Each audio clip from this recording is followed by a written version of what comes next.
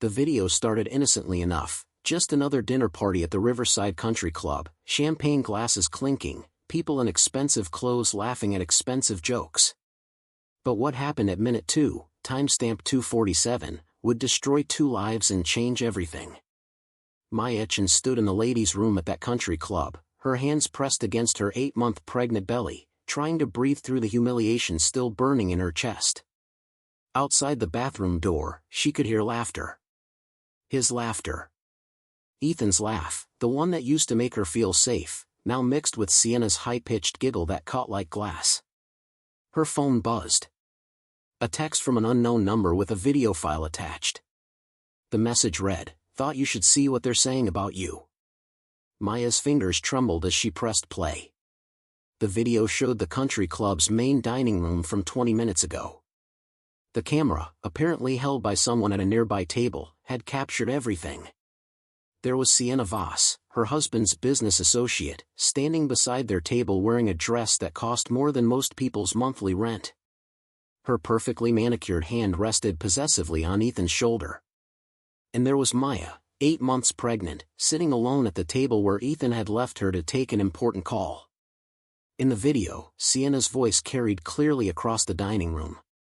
"God, Ethan, I don't know how you stand it. She's absolutely massive. Like a beached whale in that dress."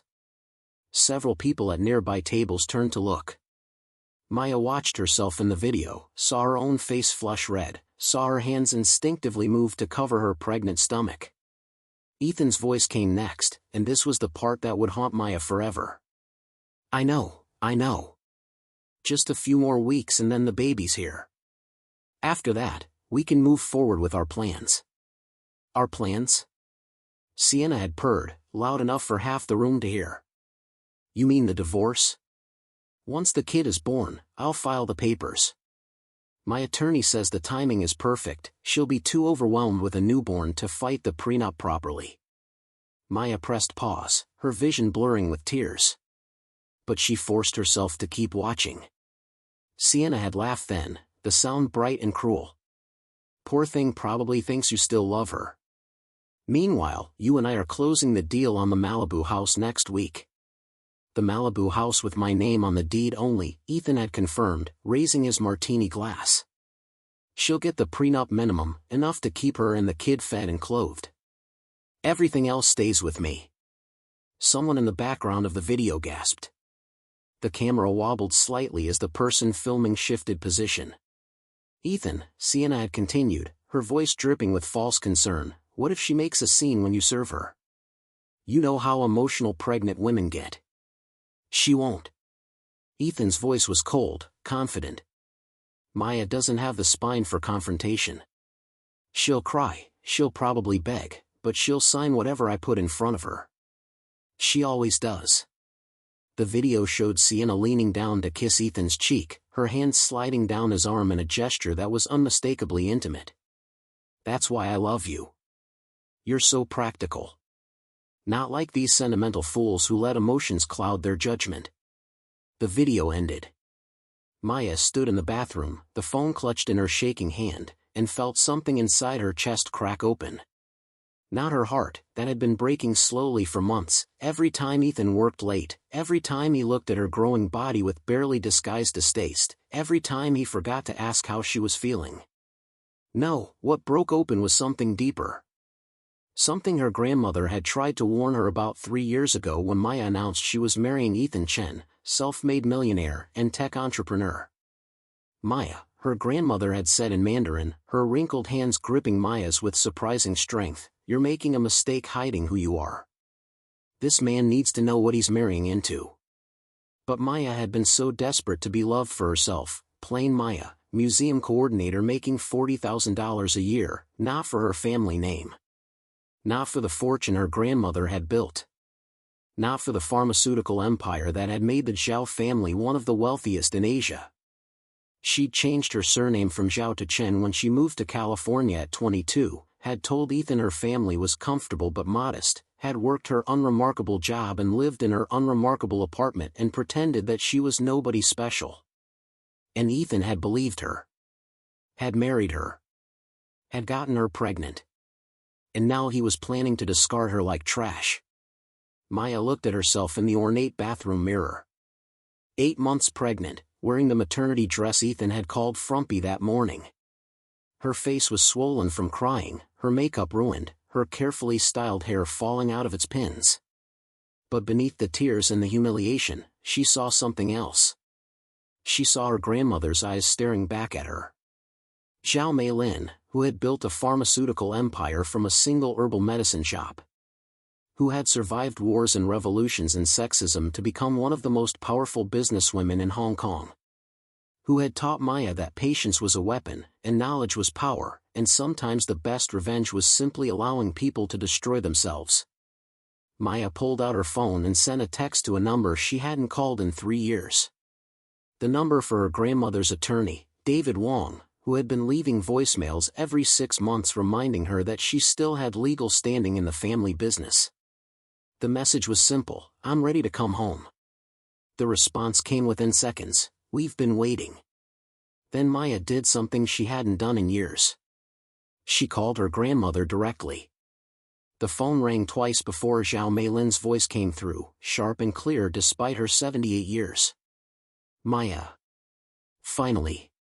"Grandmother." Maya's voice broke. "I made a mistake." "Yes." "No sympathy, just fact. You married a man who sees you as property. You hid from your birthright because you wanted to be ordinary. Now you're pregnant and alone in a bathroom at a country club while your husband plans your disposal." Maya's breath caught. "How did you? I have people watching you, child. I've had them watching you since you left Hong Kong. Did you really think I would let my only granddaughter disappear into America without protection?" Tears streamed down Maya's face. "He doesn't love me. He never loved me." "No." Grandmother's voice softened slightly. "But he will fear you. And sometimes fear is more useful than love. Now listen carefully. This is what you're going to do." Outside the bathroom, the dinner party continued. Champagne flowed. People laughed. Ethan and Sienna probably thought Maya was having some kind of pregnancy-related breakdown in the bathroom, too weak and emotional to face them. They had no idea that in that marble and gold ladies' room, Maya Chen was becoming someone else entirely. Maya Zhao was waking up. And she was done being dismissed. The next morning, Maya woke up in the guest bedroom of their Brentwood home. Ethan had stopped sleeping in the same room with her 2 months ago, claiming her pregnancy insomnia was disturbing his sleep. Now she understood it had nothing to do with sleep and everything to do with Sienna Voss. Her phone showed 17 missed calls from numbers she didn't recognize and 1 text from Ethan: "Breakfast meeting with investors. Don't wait up. Breakfast meeting at 6 a.m. "Sure." Maya pulled herself out of bed, her body heavy with pregnancy and exhaustion, and walked to the en-suite bathroom. The video from last night was still saved on her phone, proof of everything she'd heard. But grandmother had been clear about the strategy. "Don't confront him yet," Zhao Meilin had instructed. "Let him think he's won. Let him feel safe. Predators are most vulnerable when they believe their prey is helpless." Maya showered and dressed in one of her maternity outfits, a simple black dress that Ethan had once commented made her look like she was going to a funeral. Today, she thought, that was appropriate. She was mourning the death of her marriage and her naivety. At 9 a.m., as scheduled, the doorbell rang. David Wong stood on the doorstep wearing an impeccable suit and carrying a leather briefcase. At 55, he still possessed the sharp features and calculating eyes that had made him legendary in Hong Kong legal circles. "Mrs. Chen," he said formally, bowing slightly. Then, switching to Mandarin, "Miss Zhao. It's good to see you again. Thank you for coming so quickly." They settled in the living room, the same room where Maya and Ethan had hosted dinner parties and game nights, back when she still believed they were building a life together. David opened his briefcase with precise movements. "Your grandmother wanted me to bring you up to date on the family business holdings. It's been 3 years since you last reviewed the portfolio." He spread documents across the coffee table. Maya's breath caught at the numbers.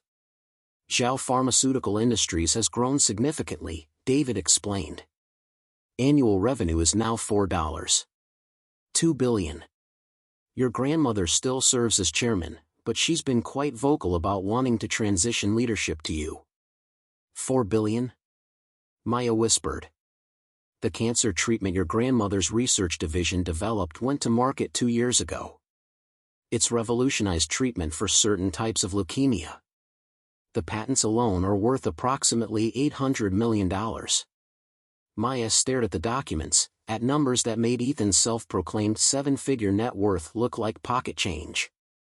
Your personal trust fund, which you haven't touched since you left Hong Kong, currently holds approximately $300 million, David continued. And of course, you're the sole heir to your grandmother's estate, which is valued at approximately $2.8 billion. The irony was devastating. Ethan was planning to divorce her for a prenup settlement of maybe $500,000, while she sat on a fortune that could buy his entire company 40 times over. The video from last night, Maya said quietly. My grandmother mentioned you could help with that. David's expression turned predatory. The person who filmed it has already been contacted. They're willing to testify that they recorded the conversation because they were disturbed by what they heard. The video is admissible as evidence in both divorce proceedings and potential civil litigation. Civil litigation? Mrs. Chen, Miss Zhao, what happened to you last night constitutes intentional infliction of emotional distress, public humiliation, and potentially fraud if we can prove your husband married you with the premeditated intention to divorce you after childbirth and claim your assumed modest assets. Maya's hand moved to her belly where the baby was kicking. What about custody? California family courts don't look favorably on parents who abandon pregnant spouses for extramarital affairs. Especially when there's video evidence of the father discussing divorce plans before the child is even born. David pulled out another folder. I've taken the liberty of researching Mr. Chen's business practices. There are some interesting irregularities. Over the next hour, David laid out a picture of Ethan's company that Maya had never seen. Chen Technologies claimed to have developed proprietary software for medical diagnostics, but David's investigation suggested the technology was largely purchased from smaller companies that Ethan had bullied into selling. He's not the self-made genius he claims to be, David said bluntly. He's a talented acquirer and marketer, but most of the actual innovation came from people he's since pushed out of the company. Why are you telling me this?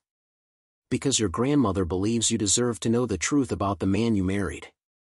And because Chen Technologies has been pursuing a partnership with Zhao Pharmaceutical for the past 6 months. Maya's head snapped up. What? He doesn't know who you are, obviously. But he's been courting your grandmother's company, trying to get Zhao Pharmaceutical to license his diagnostic software for use with your cancer treatment protocols. David smiled coldly. Your grandmother has been stringing him along, waiting to see if you would ever ask for help. The pieces fell into place with devastating clarity. Ethan had never investigated Maya's background because he'd been too convinced of his own superiority to imagine his modest wife could be connected to anything important. Meanwhile, he'd been pursuing a business deal with her family without realizing the connection. What happens now? Maya asked. That depends on what you want, Miss Zhao. We can proceed quietly with a divorce that protects your assets and ensures custody arrangements that favor you. Or, David's eyes gleamed, we can show Mr. Chen and Miss Voss exactly what happens when people underestimate a Zhao woman. Maya thought about the video, about Sienna's cruel laughter, about Ethan's cold calculation as he planned to dispose of her. She thought about their baby, due in 4 weeks, who deserved better than a father who saw them as leverage in a divorce negotiation. My grandmother said something last night, Maya said slowly. She said sometimes the best revenge is allowing people to destroy themselves. Your grandmother is a wise woman. Then let's give them enough rope. Maya's voice was steady now, strengthened by generations of Zhao determination. Let Ethan think he's won. Let Sienna think she's captured her prize. And when they're most confident, when they've committed themselves completely, we pull the floor out from under them, David finished with satisfaction. They spent the rest of the morning planning. David would continue to represent Maya secretly while she pretended to be the helpless, emotional pregnant woman Ethan expected. Ethan would proceed with his divorce plans, probably serving her papers shortly after the baby was born. And when he did, when he presented his carefully crafted prenup and his assumptions about Maya's lack of resources, they would reveal the truth in the most public, devastating way possible. "There's one more thing," David said as he packed up his briefcase. "Your grandmother wanted me to give you this." He handed Maya a small velvet box. Inside was a jade pendant on a gold chain, the same pendant grandmother had worn every day for 60 years. "She says it's time for you to remember who you are," David explained. "And to wear your identity proudly, even if no one else knows what it means yet." Maya fastened the pendant around her neck, feeling its familiar weight settle against her collarbone. The jade was cool and smooth, a connection to heritage and power she tried to abandon. After David left, Maya stood in the center of her Brentwood living room, a house Ethan had purchased in his name only, despite her protests, and made herself a promise. She would be patient. She would be strategic. She would let Ethan and Sienna believe they'd won. And then, when the moment was right, she would show them what it meant to go to war with a family that had been fighting and winning battles for 3 generations. Her phone buzzed with a text from Ethan, "Dinner with clients tonight. Probably late." "Clients. Right." Maya typed back, "Okay. I love you." The lie tasted bitter, but it was necessary. Let him think she was still the naive woman who believed his excuses. Let him think he held all the power. For weeks, she thought, her hand resting on her belly. For weeks until the baby came. For weeks until Ethan would show his true colors and serve her with divorce papers. For weeks to prepare for the most satisfying reversal of fortune California had ever witnessed. The baby kicked hard, as if in agreement. "Don't worry, little one," Maya whispered in Mandarin. "Your mother is going to teach your father a very expensive lesson about underestimating the women in this family." Outside, Los Angeles stretched under perfect blue skies, a city built on dreams and second chances and spectacular falls from grace. Ethan Chen thought he was about to start his new life with Sienna Voss. He had no idea his old life was about to teach him the most important lesson he'd never learned: some women don't get mad, they get even. And some women have the resources to get even in ways that would make grown men weep. The weeks passed with excruciating slowness.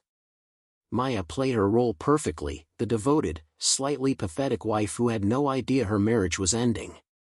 She made Ethan's favorite meals that he rarely came home to eat. She laid out his clothes each morning even though he'd told her months ago to stop. She sent loving text messages that he mostly ignored.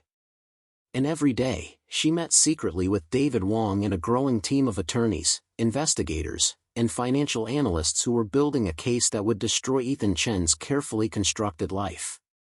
The Malibu house closed yesterday, David reported during one of their meetings at a discreet office in Century City.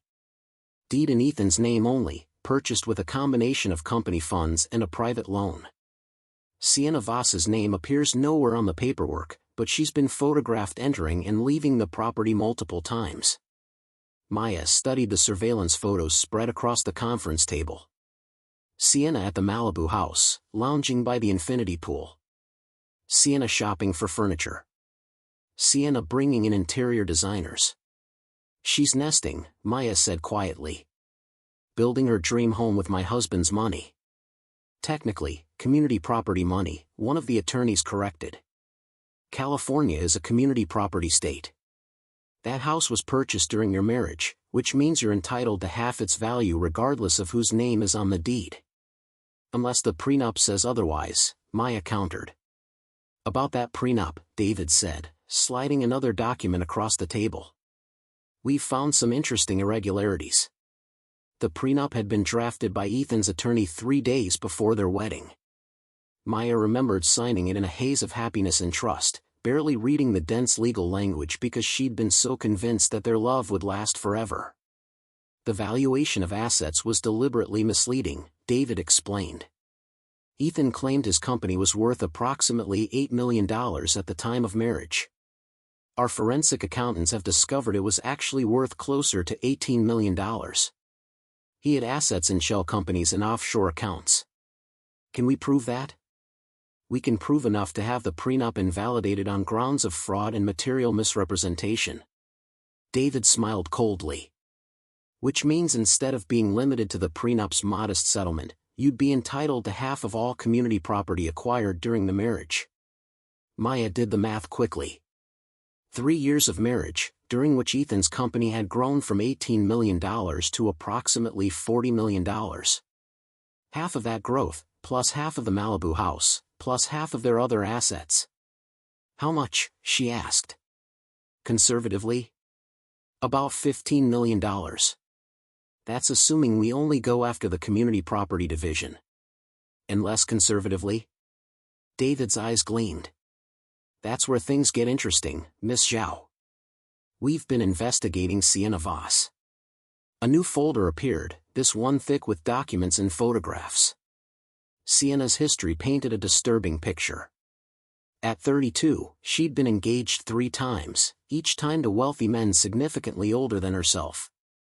Each engagement had ended with settlements paid to Sienna in exchange for her discretion. She's a professional, David said bluntly.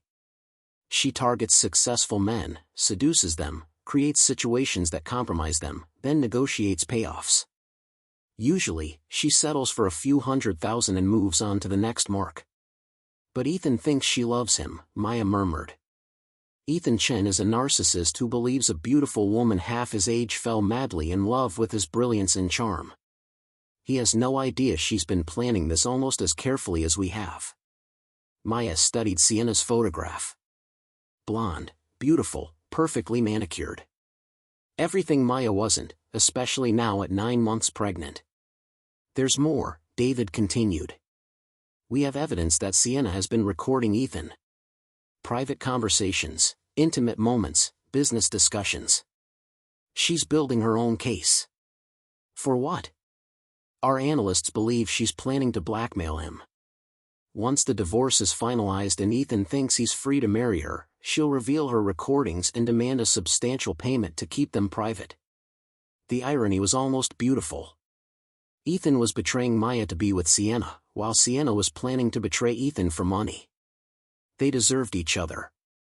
What about the video from the country club? Maya asked. The one that started all this. We've had it analyzed by digital forensics experts. It's completely authentic, no alterations or edits. The person who filmed it is willing to testify about what they witnessed. And we have statements from 3 other guests who overheard the same conversation. Maya's phone buzzed. A text from Ethan, doctor's appointment tomorrow at 10 a.m. I'll meet you there. It was the first prenatal appointment he'd agreed to attend in 2 months. Maya knew why. Her due date was in 1 week, and he needed to maintain the pretense of being a caring husband until after the birth. He's going to serve me with divorce papers the moment the baby is born, Maya said quietly. Maybe even in the hospital. Almost certainly, David agreed. His attorney has already drafted the filing. We have a source in that office. Maya felt her daughter kick against her ribs. They'd learned 2 weeks ago that she was having a girl. Ethan hadn't seemed particularly interested in the gender, had barely looked at the ultrasound images before returning to his phone. I want to make an offer, Maya said suddenly. David looked up sharply. What kind of offer? I want to give Ethan and Sienna a chance to walk away. One chance, clearly stated, with full knowledge of the consequences if they refuse. Miss Zhao, I know what you're going to say. But my grandmother taught me that mercy is power, and that offering someone a graceful exit reveals their true character. If Ethan chooses to take the exit, then I'll know he has at least some decency left. If he refuses, then we destroy him with complete moral authority, David finished, understanding dawning in his eyes. Very well. How would you like to structure the offer? They spent the next hour crafting the perfect proposition. It would be delivered to Ethan after the baby was born, before he had a chance to serve his own divorce papers. The offer would be simple: acknowledge his affair, agree to a reasonable custody arrangement, accept a fair division of assets without dragging Maya through court, and walk away with his company and his reputation intact. Or refuse, and face the full weight of the Zhao family's resources and the public exposure of every lie he'd told, every asset he'd hidden, and every moment of cruelty captured on video. When he refuses, David said, not if, but when, we'll proceed with Phase 2. Phase 2 was beautiful in its complexity. A lawsuit for intentional infliction of emotional distress based on the country club video. A petition to invalidate the prenup based on fraud. A custody arrangement that would limit Ethan's access to his daughter until he completed parenting classes and psychological evaluation. And, most devastatingly, a criminal referral to the district attorney regarding potential fraud and embezzlement in Ethan's business practices. The lawsuit alone could cost him $50 million in damages, one of the attorneys estimated. Emotional distress, loss of consortium, fraud and the inducement of marriage. California courts don't look kindly on this kind of behavior. And if we add the business fraud charges, another attorney added, he could face both civil and criminal penalties. He could lose everything, the company, the assets, possibly even his freedom if the DA decides to prosecute. Maya looked around the conference table at the team her grandmother had assembled. Attorneys who'd won cases against Fortune 500 companies. Investigators who'd cracked corporate fraud rings. Financial analysts who could find hidden assets in the most complex offshore structures. All of this power, all of these resources, deployed to protect one pregnant woman who'd been humiliated by her husband and his mistress. My grandmother is paying for all of this, Maya said. It wasn't a question. Your grandmother loves you very much, David replied. And she's very disappointed that Ethan Chen underestimated you so completely. She views this as a teaching moment. For whom? For everyone who thinks they can use and discard a Zhao woman without consequences. The meeting ended as Maya's phone rang. The hospital. Mrs. Chen? This is labor and delivery. Your doctor wanted us to call. You're scheduled for an induction tomorrow morning at 6 a.m. Your blood pressure has been elevated, and we want to deliver the baby safely. Maya's heart raced. Tomorrow. Her daughter would be born tomorrow. Which meant Ethan would make his move very soon after. Thank you, she managed. I'll be there. After hanging up, she looked at David. It's happening. Tomorrow morning. Then we'll be ready, he replied. Every document prepared, every contingency planned. The moment Ethan shows his hand, we'll show him ours.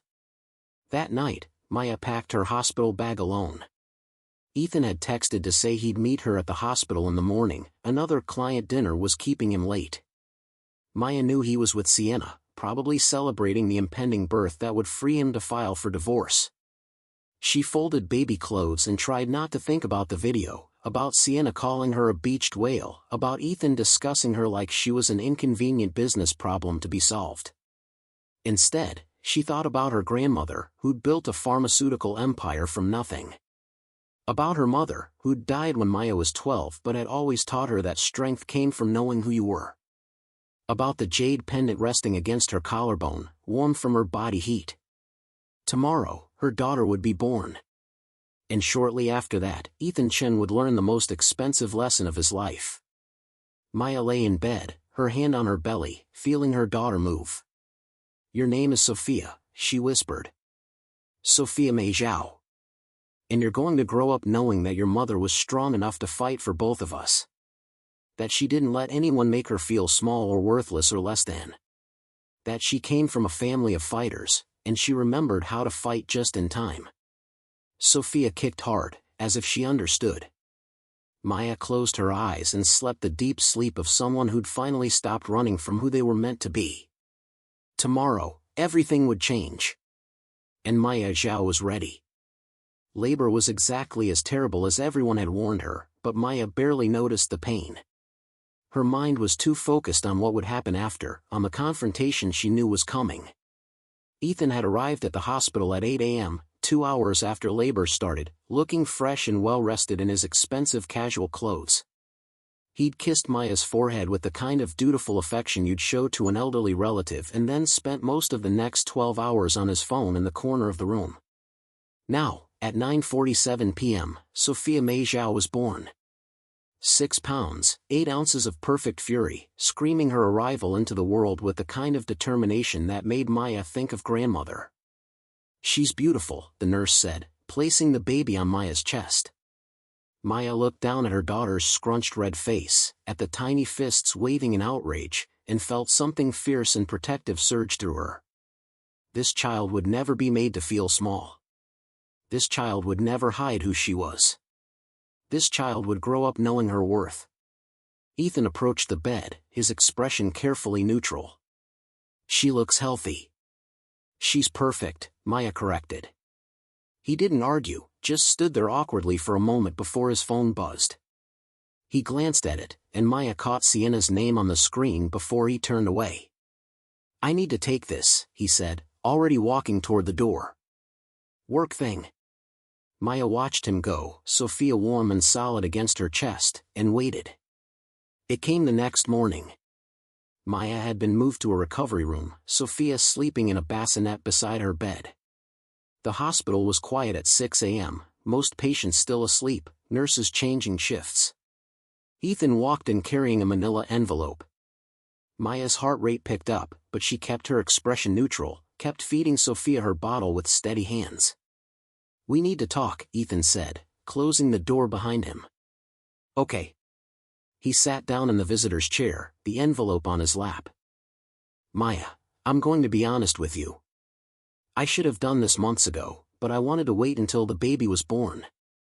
"Done what?" "Keep playing the role," she reminded herself. The confused, hurt wife.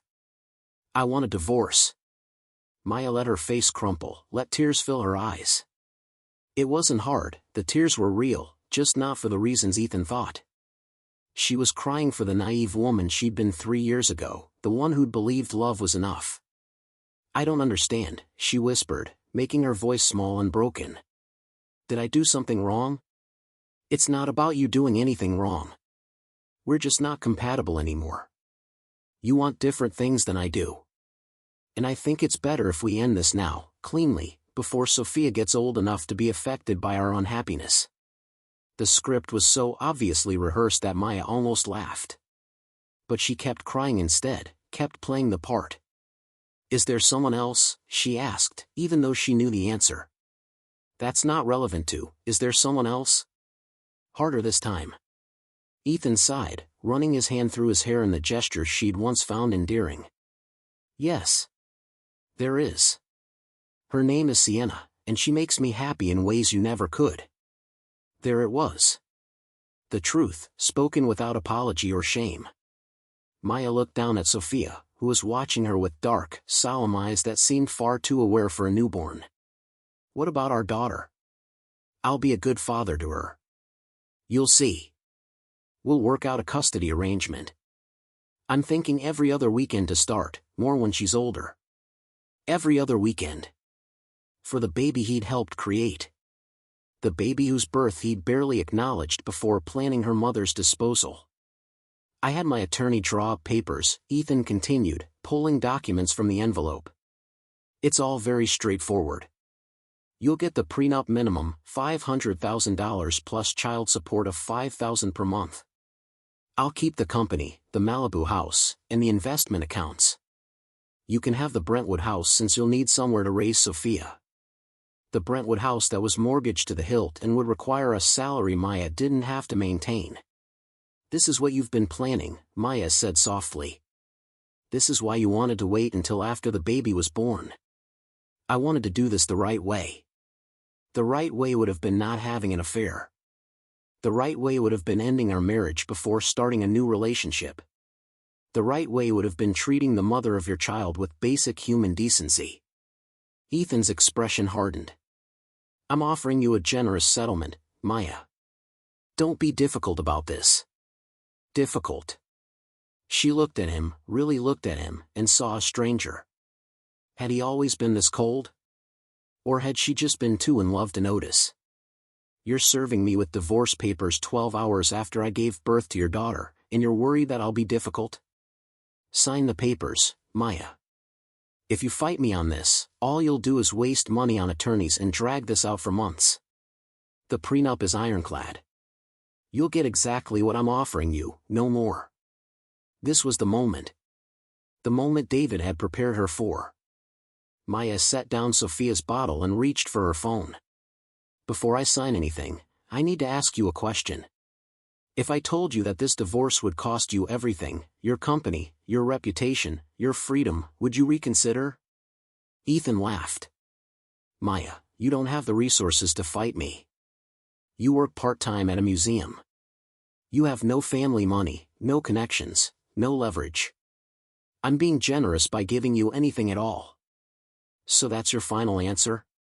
You want to proceed with the divorce on these terms, regardless of the consequences? There are no consequences, Ethan said with the absolute confidence of a man who'd never been challenged. Sign the papers. Maya nodded slowly, then pressed a button on her phone. David Wong walked into the hospital room, flanked by 2 other attorneys. Ethan stood up abruptly. What the hell is this? Mr. Chen, David said with cold politeness, I'm David Wong, Miss Zhao's attorney. I'm here to present you with a counteroffer. Miss Zhao? Ethan looked confused. Maya, who are these people? These people are my attorneys, Maya said, her voice suddenly stronger, clearer.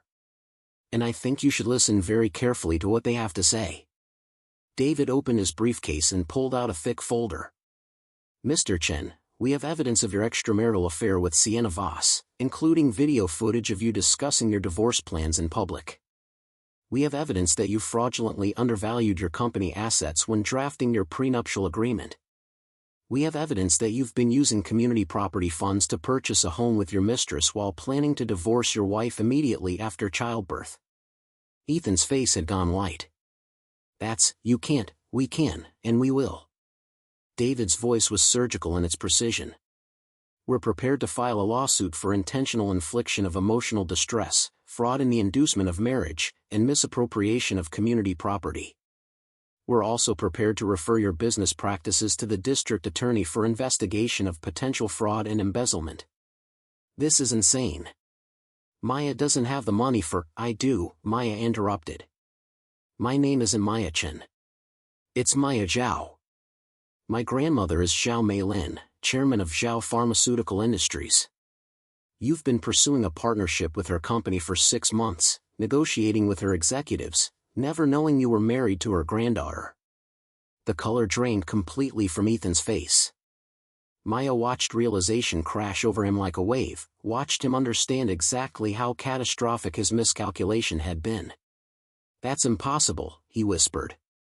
You worked at a museum. I worked at a museum because I wanted to be normal.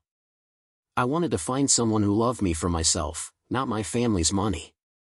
Maya's voice was steady now, powered by 3 generations of Zhao strength.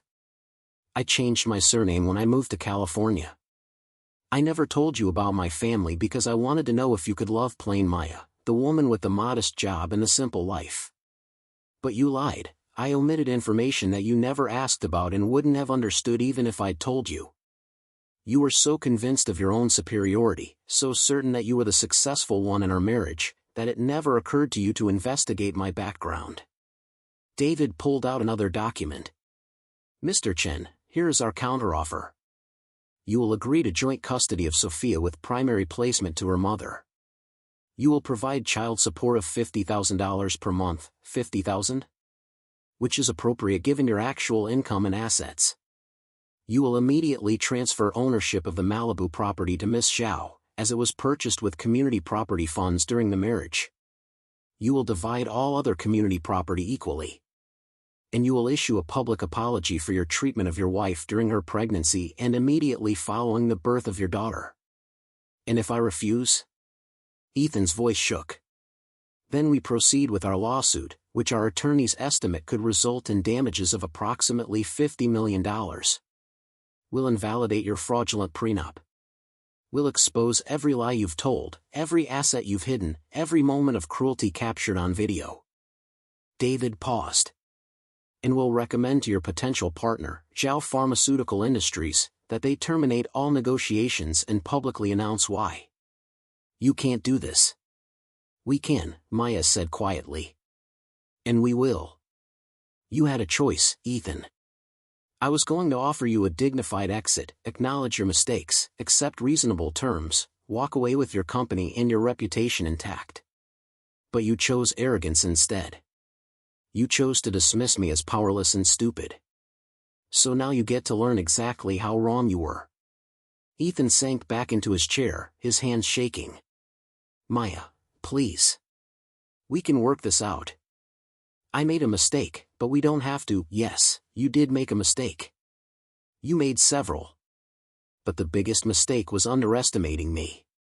Maya looked down at Sophia, sleeping peacefully in her arms. You thought I was weak because I was kind. You thought I was powerless because I didn't flaunt my family's wealth. You thought you could discard me like trash because I loved you enough to make myself small. She looked up, and Ethan flinched at the steel in her eyes. But I'm done making myself small. I'm done pretending to be less than I am. And I'm done letting you treat me like I'm worth nothing. David handed Ethan a pen. You have 24 hours to accept our offer, Mr. Chen. After that, we file the lawsuit and contact the district attorney. Choose wisely. After the attorneys left, Ethan remained in the chair, staring at the papers in his hands as if they might explode. $4 billion, he finally whispered. Your family's company is worth $4 billion. Actually, it's worth more than that now. The cancer treatment division is expanding into new markets. And you never told me. Would it have mattered? Maya asked. Would you have loved me any differently if you'd known? Ethan didn't answer, but they both knew the truth. He would have married her faster, treated her better in public, and probably cheated on her anyway. Money didn't buy loyalty, just better performances of it. What about Sienna? He asked. What about her? If I accept your offer, if I apologize publicly, she'll leave you, Maya finished. Because Sienna Voss is a professional gold digger who's been recording your private conversations and planning to blackmail you the moment you married her. Did you really think a woman like that fell in love with your personality? Ethan's face crumbled. In that moment, Maya almost felt sorry for him. Almost. I need to think, he said, standing up shakily. You have 24 hours, Maya reminded him. After that, my attorneys file the lawsuit and every detail of your affair, including that video from the country club, becomes public record. Your investors will see it. Your clients will see it. Everyone will know exactly what kind of man you are. Ethan left without another word. Maya sat alone with her daughter, feeling the weight of 3 years of marriage dissolving into nothing. She'd loved him once, truly loved him. But love without respect was just another form of self-destruction. Her phone rang. Grandmother. It's done? Zhao Meilin asked in Mandarin. It's done. He has 24 hours to accept our terms. He'll refuse, grandmother said with absolute certainty. Men like him always refuse the first reasonable offer. They have to test the limits, have to see if you're bluffing. And when he refuses, then we show him we never bluff.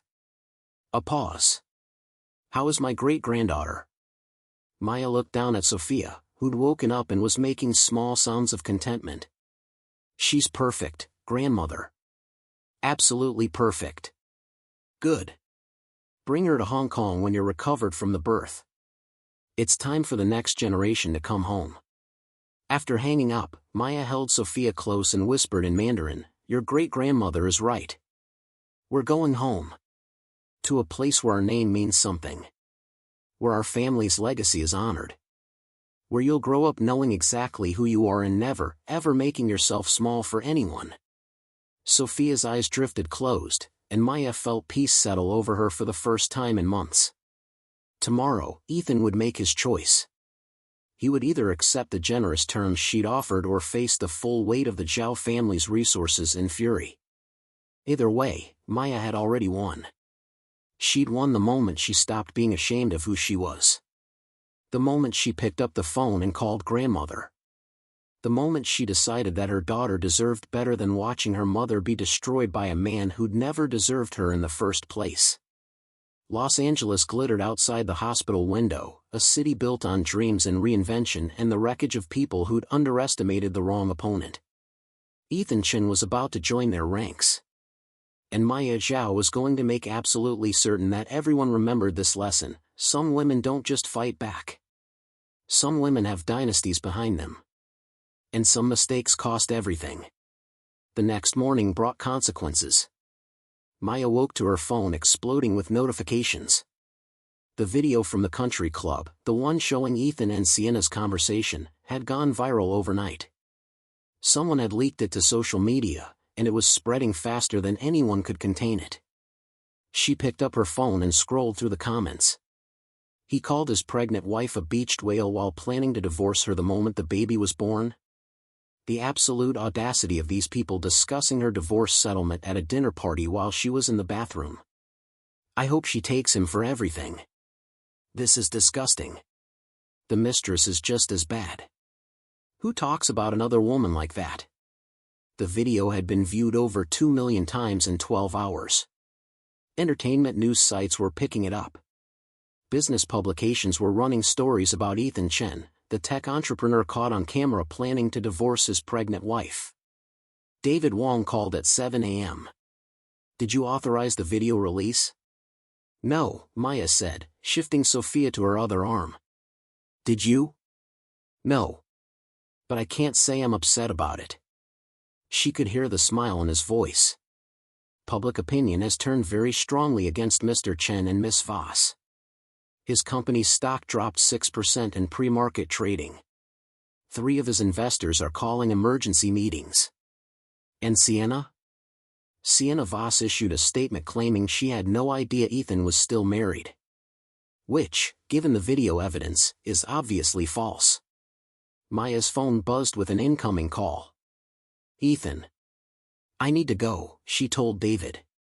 He's calling. Ethan's voice was raw when she answered. Maya, please, you have to make this stop. Make what stop? The video. It's everywhere. My investors are furious, my board is demanding answers, clients are pulling contracts. His voice broke. Please, you have to fix this. I didn't release the video, Ethan. That was the person who filmed it at the country club. They have every legal right to share what they recorded in a public space. But you can ask them to take it down, you can. Why would I do that? Silence. Why would I help you? Maya asked softly. You served me with divorce papers 12 hours after I gave birth. You called me names, planned to take my daughter from me, discussed our divorce with your mistress in public. Why would I lift a finger to protect you from the consequences of your own choices? Because I'm Sophia's father. You're a man who couldn't be bothered to attend prenatal appointments. A man who spent his wife's entire pregnancy planning his escape. A man who thought every other weekend was sufficient time with his newborn daughter. Maya's voice hardened. Sophia deserves better than that kind of father, and I deserve better than that kind of husband. I'll accept your terms, Ethan said desperately. The custody arrangement, the child support, the Malibu house, all of it. Just make this stop. You have until 5 p.m. today to sign the documents David sent you. After that, the offer expires and we proceed to litigation. Maya, she hung up. Sophia was crying now, hungry and wet. Maya changed her daughter's diaper with practiced efficiency, fed her, burped her, rocked her back to sleep. These small acts of motherhood felt sacred somehow, a reminder of what actually mattered. A nurse knocked and entered. Mrs. Chen? There's a woman here demanding to see you. She says her name is Sienna Voss. Maya's eyebrows rose. Send her in. Sienna swept into the room like she owned it, wearing designer clothes and perfectly applied makeup. But Maya could see the cracks in her composure, the tight set of her jaw, the fury in her eyes. You released that video, Sienna accused without preamble. I didn't, actually. But I'm glad someone did. You've ruined everything. Sienna's voice climbed toward hysteria. Ethan won't see me, won't take my calls. His attorney sent me a cease and desist letter threatening legal action if I contact him again. Everything I worked for, everything you worked for? Maya laughed, the sound bitter and sharp. You mean your plan to seduce a married man, destroy his family, and then blackmail him? Yes, I know about the recordings, Sienna. I know about your entire operation. Sienna's face went white. I don't know what you're talking about. David Wong has been investigating you for weeks. We know about your 3 previous engagements to wealthy men. We know about the settlements you negotiated. We know about the recordings you've been making of Ethan. Maya stood up, still holding Sophia, and walked closer to Sienna. You made a mistake, Sienna. You targeted the wrong family. You thought you were seducing a self-made millionaire with a powerless wife. Instead, you inserted yourself into a situation involving one of Asia's most powerful pharmaceutical dynasties. You're bluffing. Am I? Maya pulled out her phone and showed Sienna a document. This is a lawsuit my attorneys are prepared to file against you personally. Alienation of affection, intentional infliction of emotional distress, conspiracy to commit fraud. The damages total $80 million. I don't have $80 million. No, you don't. Which means you'd spend the rest of your life paying off a judgment you could never satisfy. Your wages would be garnished. Your assets would be seized. Any money you ever made would go to me. Maya smiled coldly. Unless, of course, you disappear. Leave Los Angeles, leave Ethan alone, delete your recordings, and never contact either of us again. Sienna's hands were shaking. And if I do that, you won't file the lawsuit? If you do that, and if you sign a legally binding agreement never to discuss Ethan, me, or our family publicly, then I'll consider your debt to me paid in full. How do I know you'll keep your word? Because unlike you and Ethan, I actually have honor. I don't destroy people for sport. I only destroy people who try to destroy me first. Maya adjusted Sophia in her arms. You have 2 hours to decide. After that, we file the lawsuit and release everything we know about your past victims to the media. I'm sure they'd love to hear how you operate. Sienna left without another word, her designer heels clicking rapidly on the hospital linoleum. David called 30 minutes later. Sienna Voss's attorney just contacted us. She's willing to sign the agreement. Good. Make sure it's airtight. Already done. And Maya? Ethan signed your settlement agreement 10 minutes ago. His attorney is bringing the documents to the hospital this afternoon. Maya closed her eyes, feeling 3 years of tension drain from her body. It's over? Almost. He still needs to issue the public apology. That came the next day. A statement released to the press, carefully worded by his attorneys but containing the essential truth. Ethan Chen acknowledged his affair, apologized for his treatment of his wife during her pregnancy, and took full responsibility for the pain he'd caused. The statement was picked up by every major news outlet. Business reporters analyzed the fallout to his company.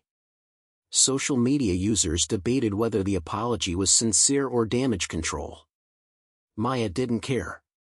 She had what she needed: full custody, generous child support, the Malibu house, and freedom from a marriage that had been dead long before Ethan served those divorce papers. 3 weeks after Sophia's birth, Maya stood in the nursery of the Malibu house, her house now, holding her daughter and looking out at the Pacific Ocean. Her phone rang.